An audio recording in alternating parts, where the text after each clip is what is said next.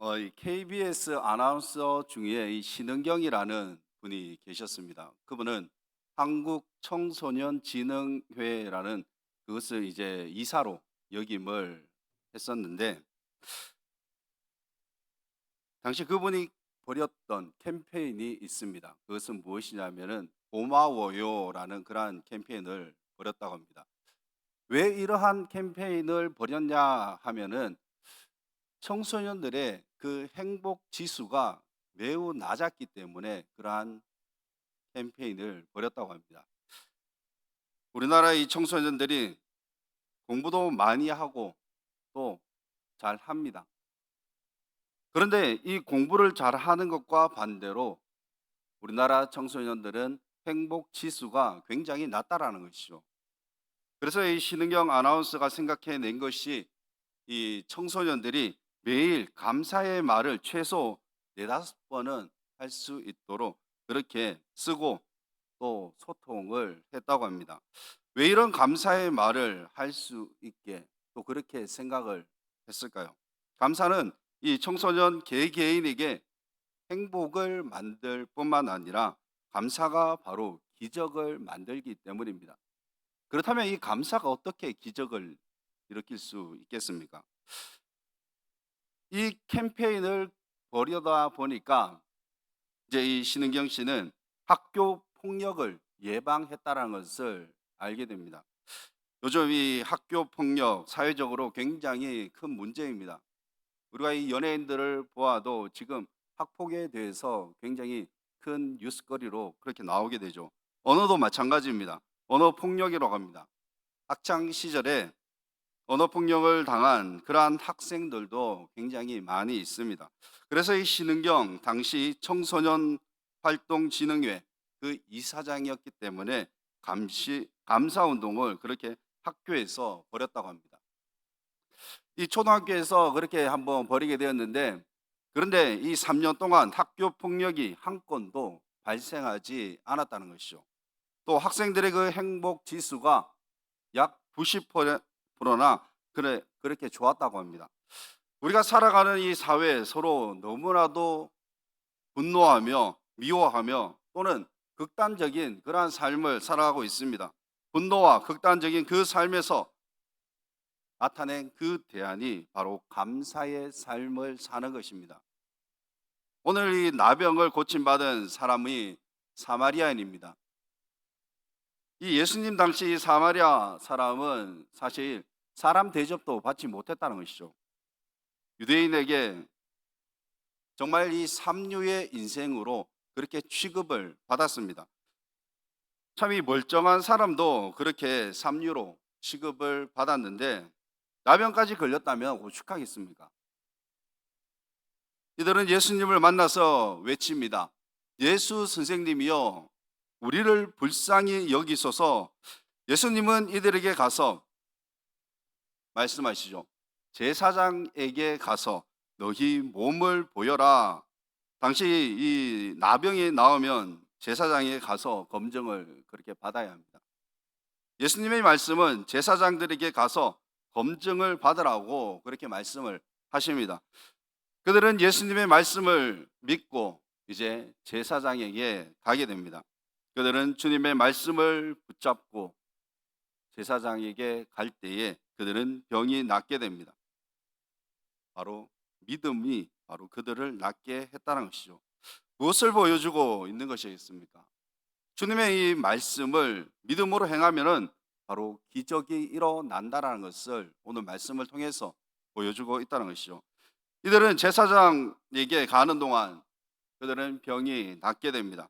그런데 하나님께 영광을 돌리며 예수님께 감사한 사람은 오직 한 사람, 그것도 천대받는 사마리아인 한 사람밖에 없었다는 것이죠. 우리도 마찬가지입니다. 은혜 받은 사람은 많습니다. 하지만 감사하는 사람들은 많지 않다는 것이죠. 기도 응답 받았다고 그렇게 자랑하는 사람들은 많이 있지만, 그러나 그 기도에 응답을 받았다고 감사하는 사람들은 많이 없습니다. 축복받았다면서 또는 어려운 문제를 해결했다고 하지만 그렇게 간증은 하지만 정작 주님 앞에 영광을 돌리면서 감사하는 그러한 사람들은 많지 않다라는 것이죠. 우리가 이 간증을 하는 것을 잘 듣게 되면은 감사보다는 어떻게 보면은 은근히 자기 자랑을 많이 늘어놓습니다. 예수님은 한 사람만 돌아와 감사하는 것을 그것을 보시고 10명이 깨끗함을 받았는데 그 9은 어디에 갔느냐라고 말씀을 하십니다. 9의 이 문제는 해결이 되었지만 이들은 감사가 없습니다. 예수님은 이 사마리아인에게 말씀을 하십니다. 가라, 내 믿음이 너를 구원하였느니라.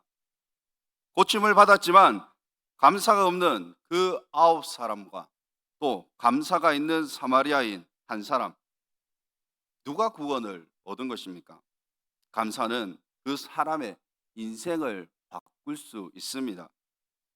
기도하고 해결되었다고 하면서 자기 자랑만 그렇게 늘어놓는 것이 아니라 먼저 하나님 앞에 감사하며 우리는 영광을 돌려야 할 것입니다. 그 한 사람에게는 내 믿음이 너를 구원하였음을 예수님께서는 말씀하십니다. 그럼 이 9은 구원이 아니라 병 고침만 받았다라는 것이죠. 그것으로 끝났습니다. 나병으로 천대받던 사마리아인은 감사로 인해서 그의 인생은 3류의 인생에서 바로 1류의 인생으로 바뀌었다는 것이죠.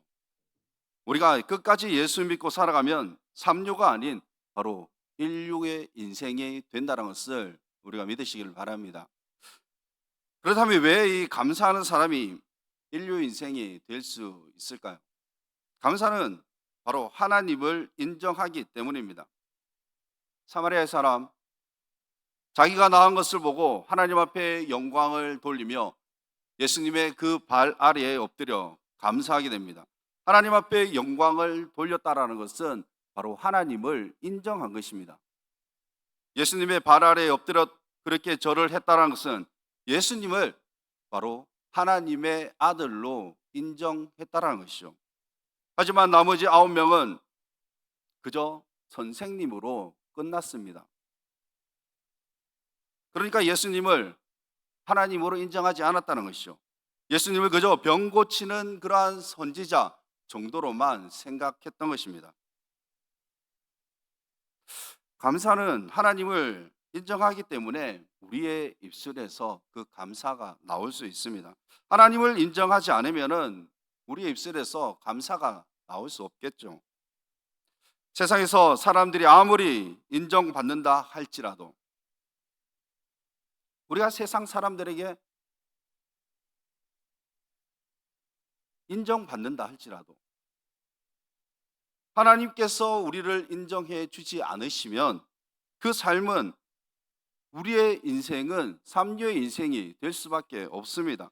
그러나 사람들이 볼 때 나는 별 볼 일이 없는 정말 하찮은 사람으로 본다 할지라도 하나님께서 우리를 인정해 주시면 그 인생은 바로 1류 인생이 된다는 것을 우리가 믿으시기를 바랍니다.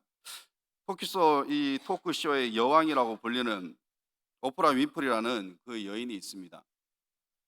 이 여인은 전 세계 1억 4천만 명을 웃고 올리는 그러한 토크쇼를 이제 하는 그런 여왕인데 참 이 여인에 대해서 인생에 대해서 한번 알게 되면 지독하게도 가난한 그 미혼모에 의해서 태어나 어머니도 아닌 그 할머니의 품에서 자라났다고 합니다. 어릴 때 맞거나 굶는 것은 너무나도 다반사였습니다.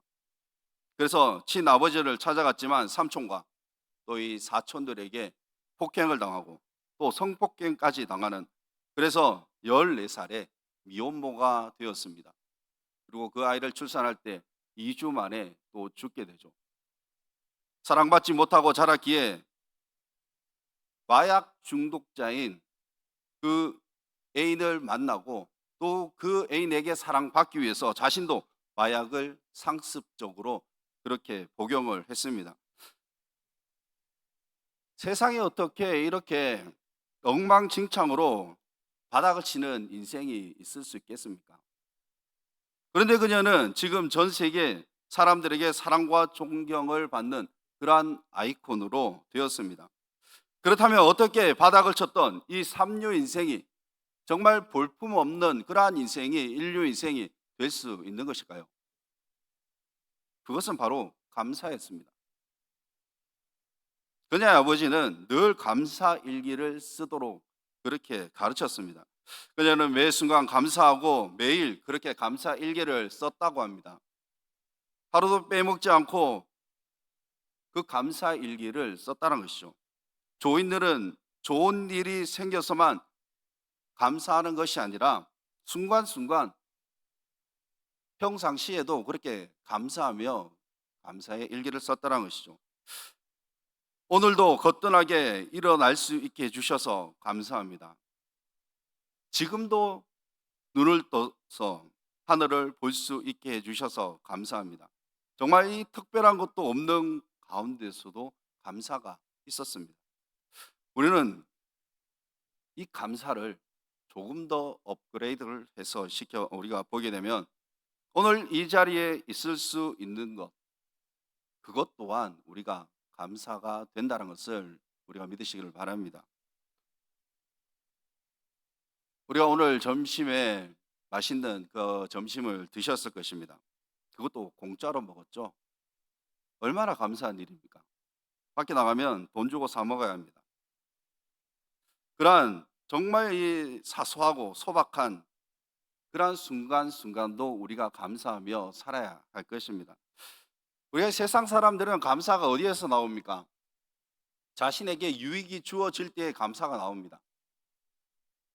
뭐 최고로 좋은 것은 로또가 당첨되면은 거기에 대해서 감사를 할 수 있겠죠. 우리도 지금 말할 수 있는 것은 감사가 최소 5가지 이상은 있어야 합니다. 우리가 지금 이 자리에 앉을 수 있는 것, 다른 곳에 가는 것이 아니라 이 자리에 앉아서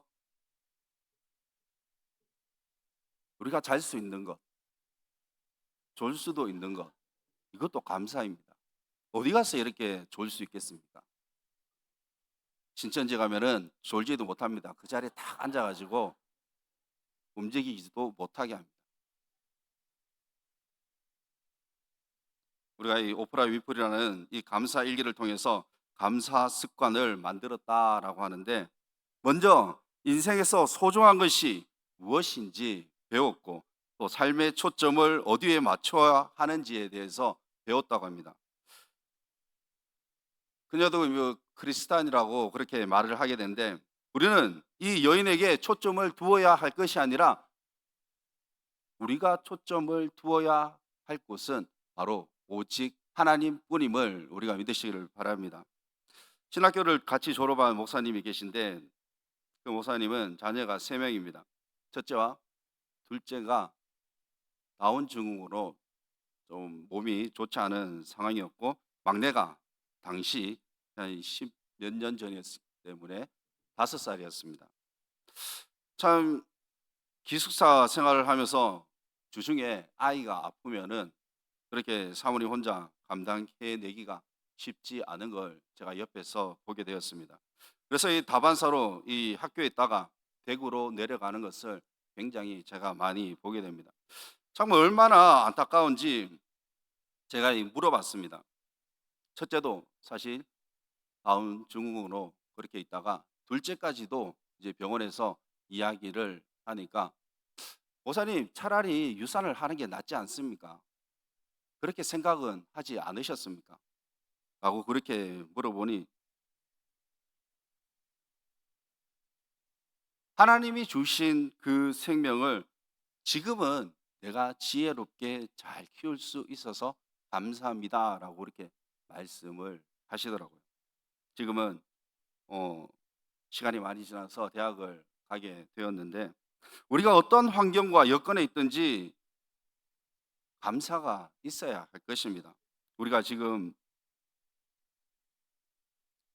너무나도 불평과 불만으로 살아간다라는 것을 우리가 볼 수 있습니다.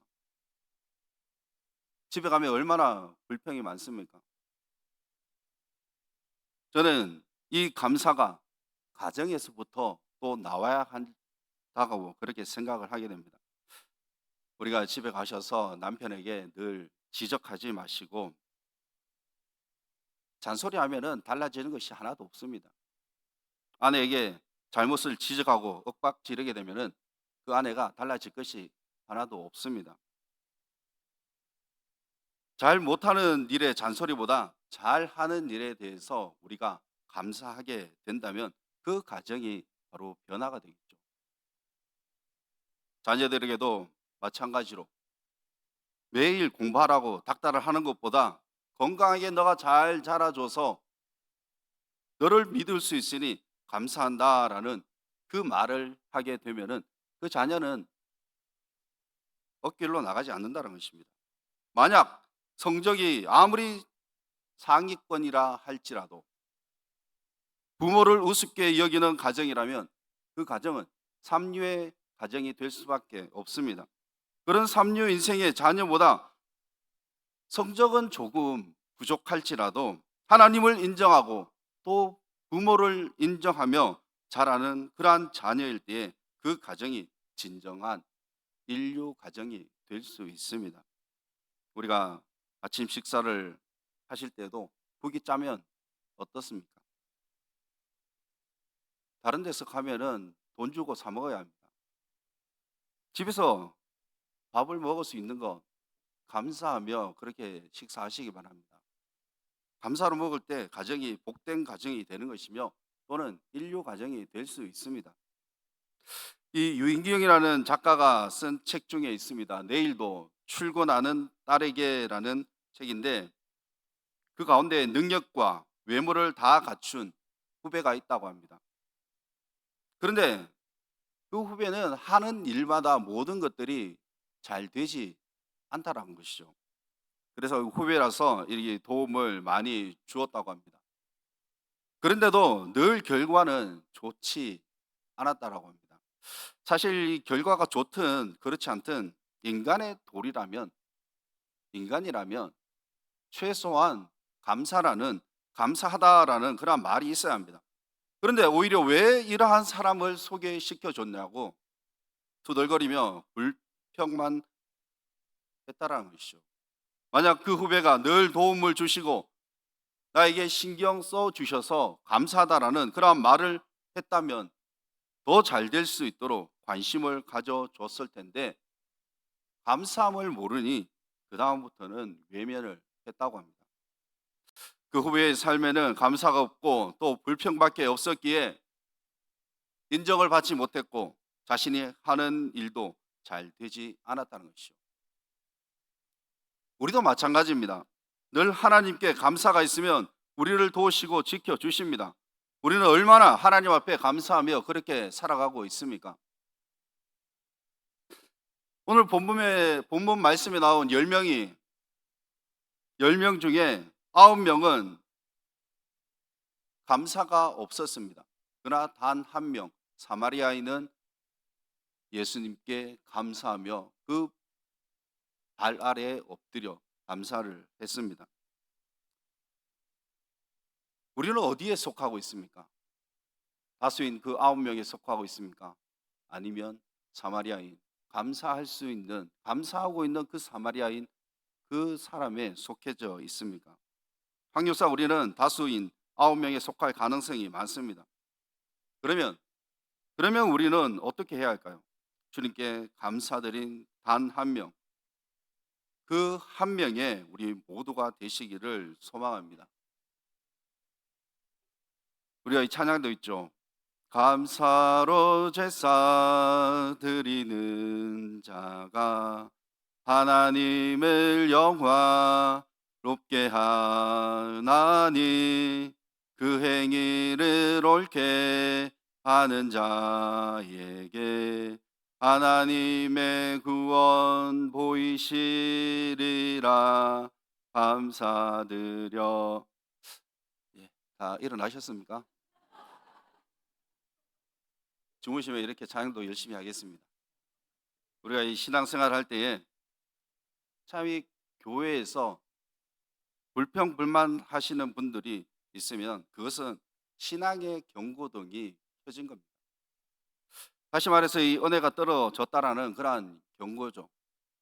자신의 입에서 교회에 대한 원망과 또는 불평이 생기게 된다면 그것은 어떻게 보면은 내 영혼이 병들었다는 것입니다.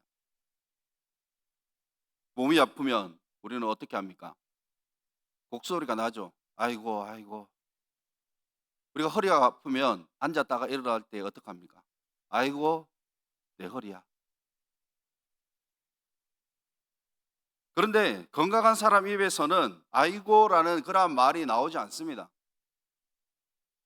영혼이 건강하면 불평과 불만이 나오는 것이 아니라 바로 감사와 찬송이 나온다는 것이죠.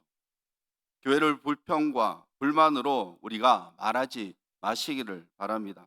인간이 세운 교회가 아닙니다. 바로 하나님께서 세우신 곳이 바로 이 교회입니다.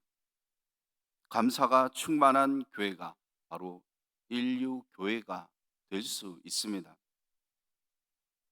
교회 성도들의 이 마음에도 감사가 넘쳐날 것이며 또는 우리의 얼굴에도 해같이 빛날 것입니다. 사마리아 사람이 주님께 감사하니 바로 구원의 은혜를 주셨죠.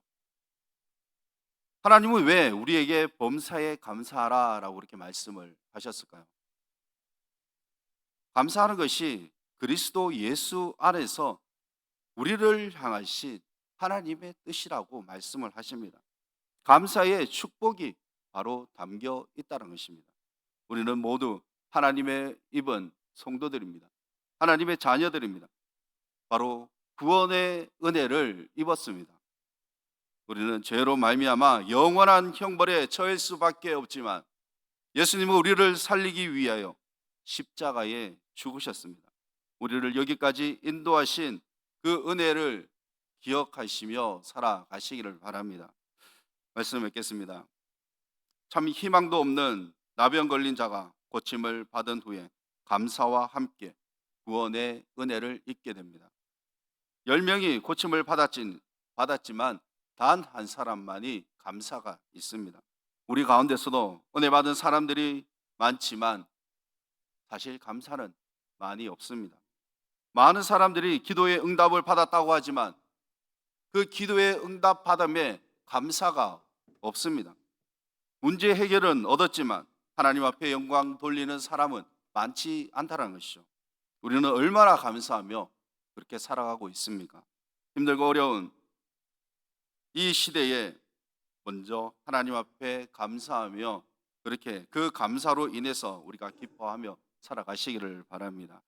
하나님의 은혜로 인해서 구원받은 자로서 감사가 우리의 삶 가운데 있을 때 우리의 인생은 바로 인류 인생이 된다는 것을 우리가 기억하며 늘 감사하는 삶을 살아갈 수 있는 모두가 되시기를 주님의 이름으로 축원합니다. 기도하겠습니다. 영광과 존귀를 받기에 합당하신 하나님 아버지 은혜를 감사합니다. 우리를 선한 길로 인도하시고 또한 지금까지 지켜주심에도 불구하고 우리는 그 은혜를 기억하지 못하며 망각하며 살아올 때가 너무나도 많음을 보게 됩니다. 주님, 우리의 삶에 늘 감사의 삶이 있게 하여 주시옵소서. 우리가 살아가는 그 가운데서도 주님께서 주신 은혜임을 기억하며 그 구원에 감사하며 날마다 살아갈 수 있는 우리의 삶이 되게 하여 주시옵소서. 한 주간 동안 우리가 또 살아가게 됩니다. 어디에 있든지 하나님께서 함께 하심을 우리가 믿사오니 정말 늘 항상 감사와 찬양이 우리의 입술에서 흘러 넘쳐날 수 있게 하여 주시옵소서. 감사드리며 예수님 이름으로 기도드리옵나이다. 아멘.